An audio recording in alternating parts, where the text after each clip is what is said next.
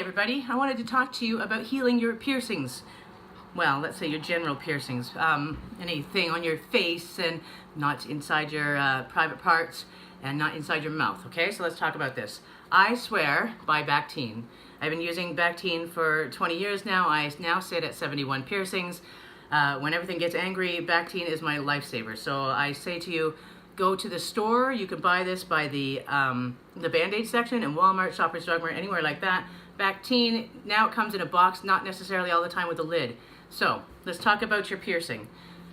As we heal, our body secretes a clear plasma that will create a crust around the outside of your new holes, right? That sounds kind of, anyway, so let's not go there. This crust needs to be softened before you move or do any cleaning, because if it's not, it can tear your skin and allow an opportunity for bacteria to go inside, right? So that's what we're trying to avoid. So when you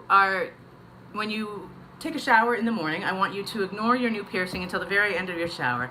And at that time, the moisture of the shower should have softened those crusties up around the edge, and you will be able to run your face or whatever it is underneath the water and move your piercing back and forth underneath the water to get that clean water inside and get those crusties off the ring.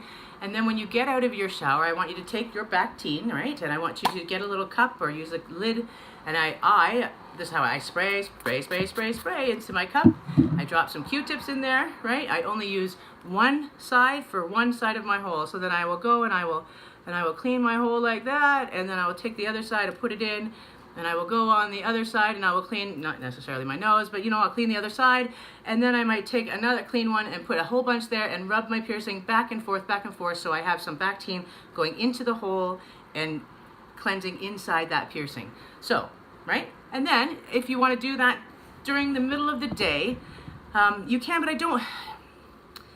you don't really necessarily need to. The biggest cause of infection for piercings that I have learned is your dirty little hands. The less attention that we pay to them, the better off that they're going to be. So you want to try and avoid having your clothes banging up against them, your glasses. You don't want to be, like if you're getting lip piercings, so you don't want to be like kissing everybody else, because mouths have full of bacteria, right? So the less opportunity that your piercing comes into meeting with bacteria, the better off you'll be.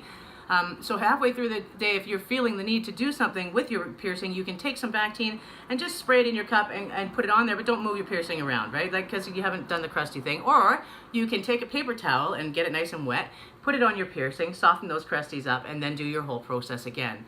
So I want you to clean your piercing and when you get up, and I want you to clean it again before you go to bed. And you can spray your piercing with the Bactine halfway through the night, and I think you'll be groovy. So good luck with your new holes.